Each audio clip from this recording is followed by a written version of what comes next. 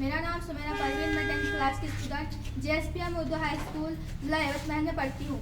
मैं आपको विकसित भारत, समृद्ध भारत के बारे में कुछ बताना चाहती हूँ। समृद्ध भारत मतलब तरक्की याफ्ता भारत।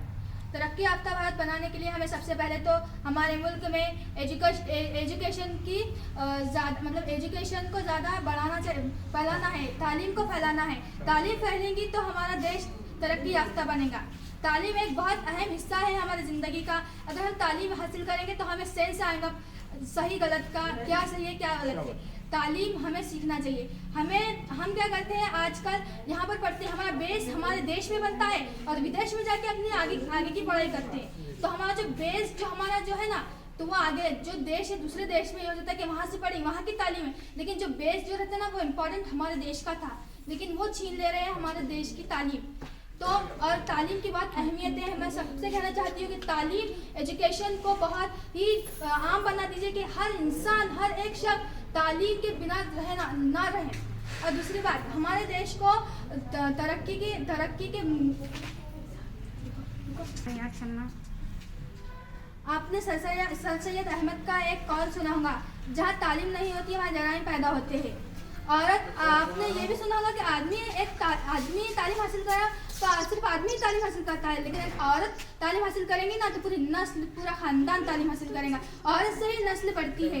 हमें तालीम की इजाज़त औरतों को देना चाहिए, उन्हें एजुकेशन के बारे में बताना चाहिए, उन्हें पढ़ाना चाहिए, उन्हें बाहर देश भेजना चाहिए और उन्हें तालीम के बारे में बताना चाहिए। और दूसरा, हमारे तरक्की याफ्ता मुल्क हम नहीं बना रहे इस वजह से कि हम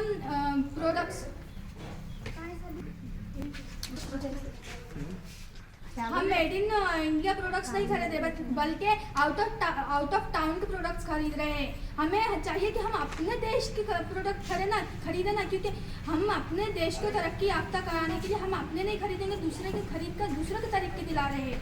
तो हम क्या करते हैं कि हमारे पास ये अवेलेबल नहीं है, हम दूसरे तो बाहर देश के प्रोडक्ट को खरीदेंगे। ऐसा नहीं, अवेलेबल नहीं है तो उसे अवेलेबल बनाने के लिए नारा लगाओ, उससे बनाने के लिए कोशिश करो कि वो बने हमारे देश में, हमें किसी और की मदद की जरूरत ना पड़े। ज़्यादा चलता, कम नहीं होना। हमारे देश में सिर्फ मर्द ही काम करते हैं, औरत ज़्यादातर काम नहीं करते। लेकिन ऐसा क्यों? रेल की पटरी चलने के लिए एक ही पहिया काफ़ी नहीं, दो भी पहिया काफ़ी होना चाहिए, तभी तो रेल सीधे से चलेंगी ना। एक पहिया काफ़ी है क्या? कभी एक इससे चलता देखा क्या? जब मर्द काम करता है तो घर ज़्यादा नहीं चलता, लेकिन औरत भी अगर हाथ में हाथ मिलाएंगी ना तो घर ऐसा चलेगा कि आप सोचेंगे भी नहीं। ऐसी तरक्की हमारे देश को सिर्फ कुछ सालों में आगे की नस्ल ऐसे समझेंगे कि हमारा देश कभी इतना गरीब था ही नहीं।